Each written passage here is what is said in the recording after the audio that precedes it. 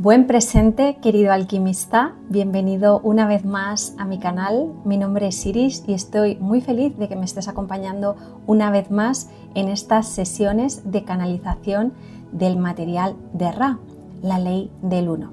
Como sabes, tienes una lista de reproducción donde tienes el contenido previo, la introducción completa y las sesiones previas, y en el día de hoy vamos a ir con la sesión número 3. Como siempre, realizaré algún comentario o reflexión si lo siento oportuno para esclarecer el contenido narrado.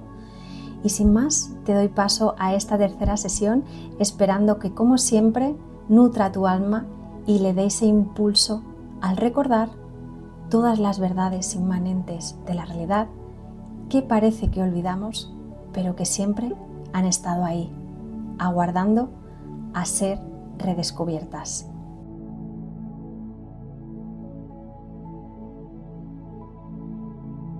Sesión 3, 21 de enero de 1981.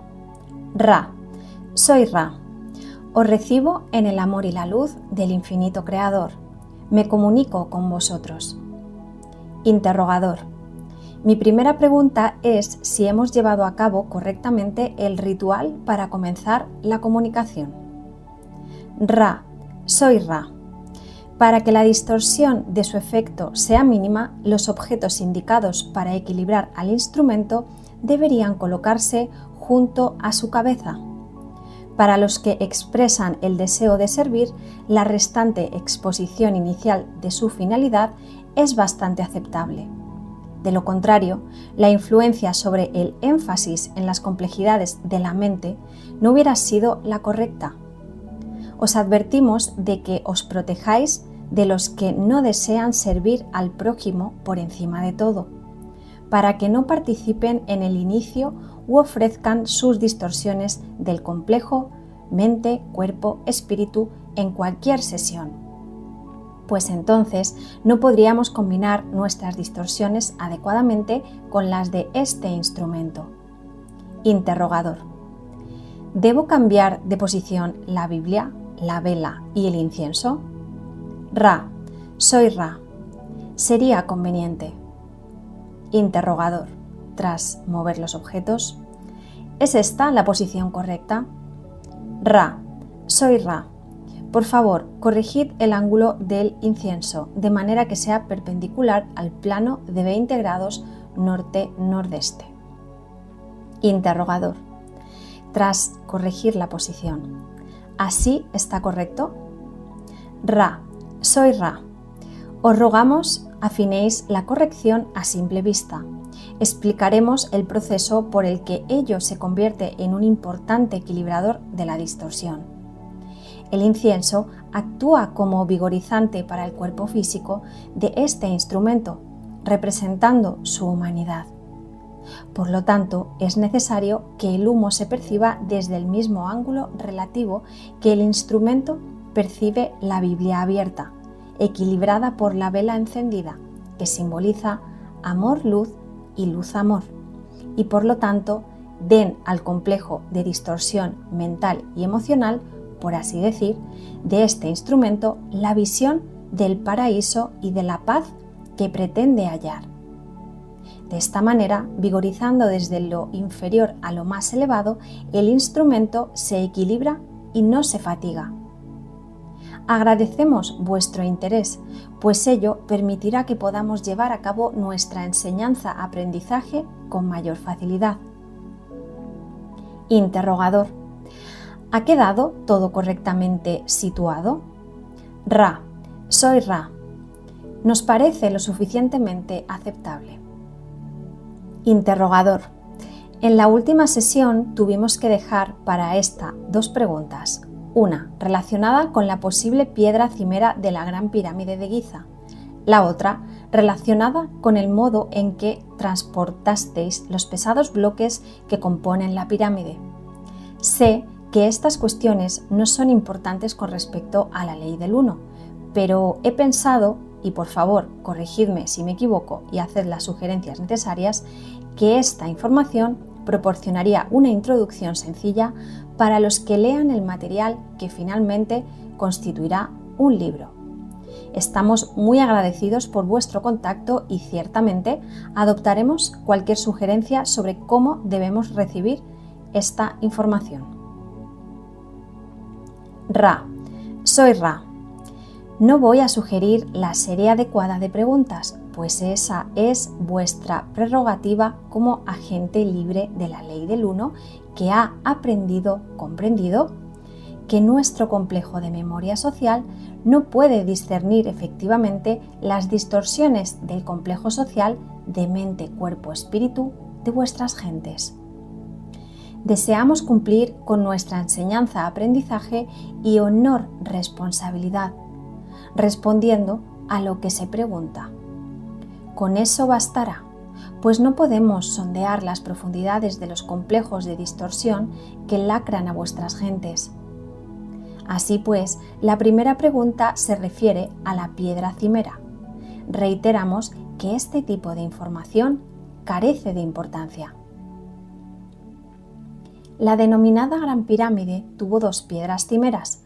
Una la diseñamos nosotros y era de piezas más pequeñas y cuidadosamente dispuestas del material de vuestro planeta al que llamáis granito, para obtener propiedades cristalinas y para el correcto fluir de vuestra atmósfera a través de una especie de lo que llamaríais chimenea. En un momento en que ya habíamos abandonado vuestra densidad como pueblo, se retiró la original y se sustituyó por otra más preciosa. Consistía en parte en un material de oro. Esto no alteró en absoluto las propiedades de la pirámide, como la llamáis, y la distorsión fue debida al deseo de unos pocos de imponer que el uso de la estructura se reservara únicamente a la realeza. ¿Deseáis indagar más sobre esta primera pregunta? Interrogador. ¿Qué queréis decir por chimenea? ¿Cuál era su finalidad específica? Ra. Soy Ra. Existe una circulación adecuada de vuestra atmósfera que, aunque ligera, refresca la totalidad de la estructura. Ello se diseñó mediante la inclusión de conductos de ventilación de aire, como los llamaría este instrumento, situados de forma que se refrescaba la atmósfera sin que hubiera ninguna perturbación o corriente de aire. Interrogador. ¿Cómo se transportaron los bloques? Ra. Soy Ra. Debéis interpretar la actividad dentro de todo lo creado. La energía, aunque finita, es de bastante magnitud comparada con la comprensión-distorsión de vuestras gentes. Esto es algo obvio que todos vosotros conocéis, pero que pocas veces se tiene en cuenta. Esta energía es inteligente, es jerárquica. De la misma forma que vuestro complejo mente-cuerpo-espíritu habita en una jerarquía de vehículos y mantiene, por tanto, el armazón, forma o campo y la percepción inteligente de cada cuerpo progresivamente inteligente o equilibrado. Así lo hace también cada átomo de un material como el de la roca.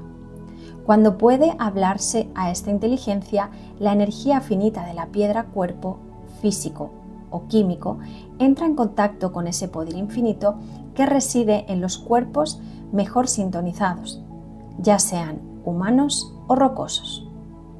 Una vez establecida esta relación, puede realizarse una petición. La inteligencia de la naturaleza pétrea infinita se comunica con su vehículo físico y entonces se lleva a cabo la escisión y el movimiento deseados mediante el desplazamiento del campo energético de naturaleza pétrea, desde lo finito a una dimensión que podríamos llamar sencillamente infinidad. De ese modo se lleva a cabo lo que se solicita debido a la cooperación de la comprensión infinita del Creador que existe en el interior de la piedra viva. Ese es, ciertamente, el mecanismo por el cual se logran muchas cosas que no están sujetas a vuestros actuales medios de análisis físico de la acción a distancia. Interrogador. Esto me recuerda al dicho que si se tiene fe en poder mover una montaña, la montaña se moverá. Parece ser aproximadamente lo que habéis afirmado, que si se es plenamente consciente de la ley del uno, se es capaz de hacer esas cosas. ¿Me equivoco? Ra. Soy Ra. La distorsión vibratoria de sonido Fe es quizá una de los escollos entre lo que podríamos llamar el camino infinito y el de la prueba comprensión finita. Vuestra comprensión de la correspondencia entre fe e infinidad inteligente es totalmente correcta. Sin embargo, uno es un término espiritual y el otro es quizá más aceptable para las distorsiones del marco conceptual de los que tratan de descubrir mediante cálculos y notas. Interrogador. Si lo entiendo correctamente, para una persona que conoce y vive plenamente la ley del uno, hechos como la construcción de las pirámides mediante el esfuerzo mental directo serían algo común. Ra. Soy Ra. Tu suposición no es del todo correcta, por cuanto hay que diferenciar entre el poder individual mediante la ley del uno y el discernimiento combinado o del complejo de memoria social de mente, cuerpo, espíritu de la ley del uno. En el primer caso, únicamente el individuo que estuviera libre de toda imperfección podría mover una montaña. En el caso de una comprensión masiva de la unidad, cada individuo podría seguir teniendo una cantidad razonable de distorsión, y aún así, la mente colectiva podría mover montañas. Normalmente se avanza desde el discernimiento que estáis tratando de alcanzar a una dimensión de discernimiento gobernada por las leyes del amor y que pretende hallar las leyes de la luz. Los que vibran con la ley de la luz tratan de hallar la ley del uno. Los que vibran con la ley del uno tratan de hallar la ley de la eternidad. No podemos decir lo que hay más allá de esta distorsión del ser unificado con todo lo que existe, pues nosotros mismos todavía tratamos de llegar a ser todo lo que existe y aún seguimos siendo Ra. Por ello, nuestros caminos siguen adelante. Interrogador. Entonces, ¿la construcción de las pirámides se realizó mediante la acción colectiva mutua? Ra. Soy Ra. Las pirámides que ideamos construimos se construyeron con forma pensamientos creados por nuestro complejo de memoria social. Interrogador. Entonces, la roca se creó in situ, en lugar de desplazarla desde algún otro lugar. ¿Es así? Ra. Soy Ra. Construimos la gran pirámide con roca perpetua, como la llamáis. Otras pirámides se construyeron con piedra desplazada de un lugar a otro. Interrogador. ¿Qué es la roca perpetua? Ra. Soy Ra. Si podéis entender el concepto de las formas pensamientos, comprenderéis que la forma pensamiento es más regular en su distorsión que los campos de energía creados por los materiales de la roca que ha sido creada mediante forma pensamiento, desde el pensamiento a la energía finita y la existencia en vuestro, digamos, reflejo distorsionado a nivel de la forma pensamiento. ¿Podemos contestaros de una forma que os sea más útil? Interrogador. Esta cuestión es bastante trivial, pero me preguntaba por qué la pirámide se construyó con tantos bloques en lugar de crear la totalidad de su forma de una sola vez. Ra. Soy Ra.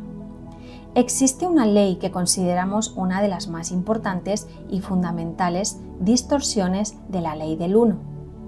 Es la ley de la confusión. Vosotros la habéis llamado la ley del libre albedrío. Deseábamos construir una máquina de sanación o un complejo de proporción tiempo-espacio tan eficaz como fuera posible. Sin embargo, no queríamos que el misterio pudiera ser desvelado, de modo que se nos idolatrara como constructores de una pirámide milagrosa. Por ello, parece haber sido construida y no producto del pensamiento. Interrogador. Habláis de la pirámide, la Gran Pirámide supongo, como principalmente una máquina de sanación y también habláis de ella como un mecanismo para la iniciación. ¿Se tratan estas dos cosas de un único y mismo concepto? Ra. Soy Ra. Son parte de un complejo de propósito e intercambio de amor-luz. Para hacer un uso adecuado de la sanación era importante tener un canal purificado y consagrado a ese fin, o dinamizador, a través del cual fluyera el amor-luz del infinito creador. Así, el método iniciador era necesario para preparar la mente, el cuerpo y el espíritu para el servicio en el trabajo del creador. Los dos son parte integral. Interrogador. ¿Cumple alguna función en el proceso de iniciación la forma de la pirámide? Ra. Soy Ra. Esta es una pregunta muy amplia. Daremos una explicación inicial y os pedimos que volváis a considerar y preguntar en una sesión posterior esta información. Para comenzar, hay dos funciones principales de la pirámide en relación con los procesos de iniciación. Una guarda relación con el cuerpo. Antes de que el cuerpo pueda ser iniciado, debe iniciarse la mente. Ese es el punto en el que la mayoría de los adeptos de vuestro ciclo actual haya distorsiones en su complejo mente-cuerpo-espíritu. Cuando se ha descubierto el carácter y la personalidad que forma la verdadera identidad de la mente, entonces debe conocerse el cuerpo en todas y cada una de sus formas. Por lo tanto, las diversas funciones del cuerpo deben ser comprendidas y controladas con imparcialidad. Así pues, el primer uso de la pirámide es el de adentrarse en su interior con el fin de no recibir estímulos sensoriales, para que el cuerpo pueda, en cierto sentido, morir y comenzar otra vida. Aconsejamos que se formulen ahora las preguntas imprescindibles y que concluya rápidamente esta sesión. ¿Tenéis alguna otra pregunta en este tiempo-espacio? Interrogador. La única pregunta es si hemos hecho algo erróneamente o si podríamos hacer algo para que el instrumento esté más confortable. Ra. Soy Ra. Examinamos al instrumento. Este instrumento se ha visto muy beneficiado por estas precauciones. Sugerimos únicamente prestar un poco de atención al cuello, que en este cuerpo distorsión presenta distorsiones en el ámbito de la fuerza-debilidad. Por lo tanto, sería beneficioso dar más esfuerzo a la zona del cuello. Interrogador. ¿Deberíamos dar a beber al instrumento el agua del cáliz que está detrás de su cabeza o el agua de otro vaso que hayamos cargado con amor? Ra. Soy Ra. Únicamente ese cáliz tendrá el efecto más beneficioso, pues el material virgen presente en el mismo acepta, retiene y responde a la vibración de amor que activa vuestro ser. Soy Ra. Dejo a este grupo en el regocijo del poder y la paz del Creador único. Adonai. Hasta aquí esta tercera sesión de canalización del material de Ra, la ley del uno. Como puedes ir advirtiendo, algunas de las sesiones son más cortas que otras y eso se debe al estado del instrumento, que en este caso es la canalizadora del grupo, Carla. Dependiendo de su estado físico, emocional, energético, pues hay algunos días que puede llevar a cabo sesiones más largas que otras. Bien, algunos comentarios que considero importantes acerca del material de hoy. Hemos hablado principalmente de la pirámide. Se ha hablado de la pirámide como artilugio de luz sanador y vehículo de iniciación. Y me gustaría que aquí prestaras atención a esta doble lectura que le da Ra y que nos lo explica muy bien. Nos explica que para canalizar la luz sanadora, para ser vehículo de sanación, un instrumento, un vehículo cuerpo-mente, un complejo cuerpo-mente, tiene que haber transitado el camino iniciático, el camino del héroe que aquí juntos en el canal estamos transitando, ¿verdad? Entonces nos habla de que no es posible ser sanador o ser instrumento de sanación si no has emprendido este camino iniciático dentro de ti, si no has realizado el viaje al encuentro con la sombra, si no has visto la luz dentro de ti, no puedes verla fuera y muchísimo menos ser canalizador de ella. Entonces Ra nos explica que van de la mano la sanación y el camino iniciático. Nos habla también de la pirámide como un instrumento de privación sensorial para el iniciado. El iniciado dentro de la pirámide está totalmente privado de la luz, ¿verdad? Está en plena oscuridad, siendo la oscuridad externa un espejo de la oscuridad interna que empieza a observar y la cual empieza a confrontar. Entonces, sabemos que la privación sensorial se ha usado siempre desde la antigüedad como un medio para alcanzar estados ampliados de consciencia, como un método para despertar los sentidos espirituales. Y este, nos dice Ra, es uno de los tantos propósitos que poseían las pirámides. Ra también hace mención a la ley de ofuscación, que es como llama a la ley del libre albedrío, que es una de las principales y elementales leyes cósmicas que protege la verdad cuando el iniciado no está listo para recibirla. Hemos hablado extensamente sobre la ley de ofuscación y aquí arriba te dejo un episodio para que puedas adentrarte en esta información.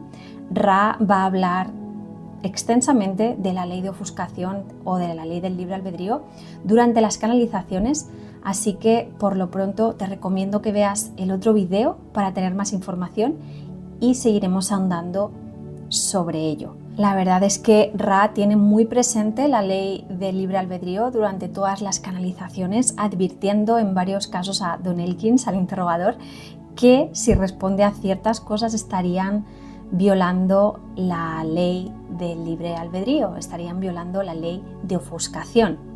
Esto lo iremos viendo más adelante. Y luego otra cosa que me parece interesante es el uso psíquico para la construcción de la pirámide que menciona Ra.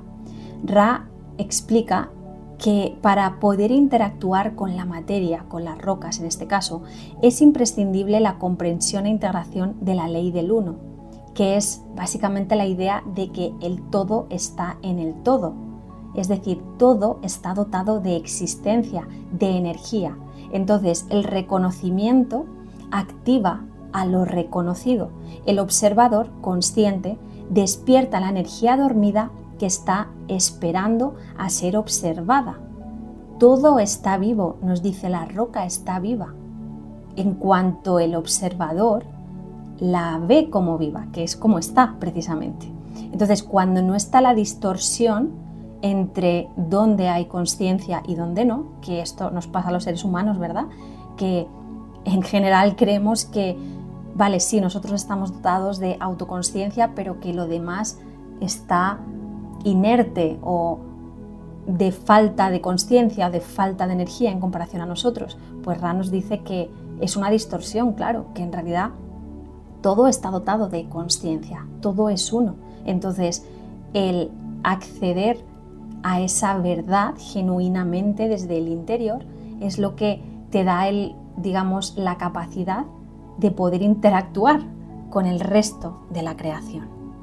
Y para finalizar, quiero hablar de algo muy importante y muy hermoso que menciona Ra y que siento que es un poco difícil de entender si no nos paramos a observarlo con atención.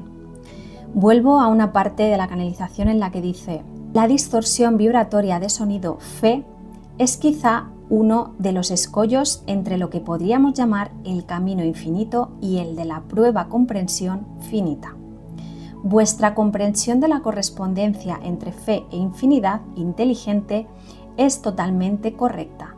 Sin embargo, uno es un término espiritual y el otro es quizás más aceptable para las distorsiones del marco conceptual de los que tratan de descubrir mediante cálculos y notas. Entonces, esta yo creo que es una de las enseñanzas más profundas y complejas que de momento se nos presenta en el material de Ra, porque toca el núcleo de cómo accedemos a la infinidad inteligente, la fuente Dios, y cómo funciona el propio despertar espiritual, el propio darse cuenta. Entonces, ¿qué es lo que quiere decir Ra con esta explicación sobre la fe? La cita completa apunta a una distorsión crucial. Nos dice, la fe es la llave al camino infinito, la comprensión racional es la llave al camino finito. Entonces, aquí Ra está contrastando dos maneras diferentes de relacionarnos con la realidad. Por un lado, la fe se nos muestra como el puente directo con la infinidad inteligente. Por lo que yo entiendo al leer esto, para Ra la fe no es creencia ciega, es una cualidad vibratoria del ser, una especie de confianza absoluta, ¿no?, que nace del interior, una confianza de que realmente eres uno, somos uno con el Creador, confianza absoluta de que todo está bien tal y como es en la creación, que no hay errores, una confianza interior en que ya estamos conectados a todo lo sagrado, ya somos esa parte sagrada, somos lo que buscamos. Una confianza absoluta en que la respuesta ya existe, incluso cuando no se ve, cuando no es percibida, ¿verdad? Entonces, la fe para Ra es un estado de entrega vibracional que abre el cuerpo, mente, espíritu, como él lo llama, a la infinidad inteligente. La fe no necesita pruebas porque opera desde una vibración más alta que la mente lógica. Es como un salto cuántico de consciencia que conecta con la verdadera realidad, la ley del uno, la unidad. Luego, por otro lado, nos habla del camino finito, que esta sería la comprensión intelectual. Cuando Ra dice el otro, la comprensión razón, es aceptable para los que tratan de descubrir mediante cálculos y notas. Aquí está hablando de el análisis, la lógica, la argumentación intelectual, esta necesidad de pruebas, el pensamiento lineal, todo eso. Entonces, estos recursos pertenecen a la tercera densidad que habitamos aquí, ¿verdad? Que es la mente finita humana, que funciona dentro del tiempo, que es otra cosa que hablamos mucho en el canal, dentro del tiempo lineal que concibe nuestra mente y, como no, también de la ya conocida ley de causa y efecto. La comprensión racional, entonces, lleva a pequeñas luces, pero no puede abrir la puerta del todo, ¿no? O sea, nos lleva a la verdad, nos acerca a la verdad, nos da un atisbo de luz, pero desde ahí no podemos comprender la complejidad, mientras que desde la fe sí. Por eso Ra lo llama el camino finito. Ra también dice que la fe es quizá uno de los escollos. ¿Y por qué dice esto? Yo siento que porque en la tercera densidad la fe no se puede demostrar ni medir. Ese es el gran dilema que hay con el tema de la fe, ¿verdad? Así que la mente humana tiende a desconfiar y a resistirse, porque la fe no se puede demostrar. Y con mucha regularidad, lo trascendente es lo que precisa de fe, porque lo trascendente es lo que todavía no podemos medir con nuestros instrumentos, ¿no? Entonces, por eso Ra habla de que quizás es uno de los escollos. Paradójicamente, la fe, si te das cuenta, es el camino más directo a lo sagrado que habita en nosotros, a lo infinito, a lo verdadero, pero también es donde más tropieza la mente humana, precisamente por esto, ¿no? Porque es difícil de demostrar, porque desde aquí básicamente vemos un ínfimo porcentaje de la realidad total.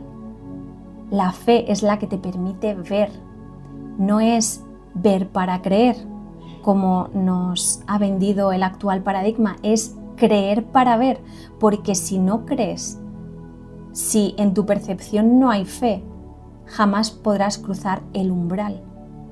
Y la ley de ofuscación estará siempre presente, no podremos ver más allá. Primero hay que creer. Entonces, la fe nos invita a soltar el control mental y entrar en una vibración correspondiente a la confianza, a la certeza sin pruebas, a la confianza de que todo tiene un sentido. Y Ra también dice aquí: vuestra comprensión de la correspondencia entre fe e infinidad inteligente es totalmente correcta. Lo cual esto confirma que la fe es la puerta que nos conecta con la infinidad inteligente y que es esa llave vibratoria que abre el canal hacia la inteligencia del Creador.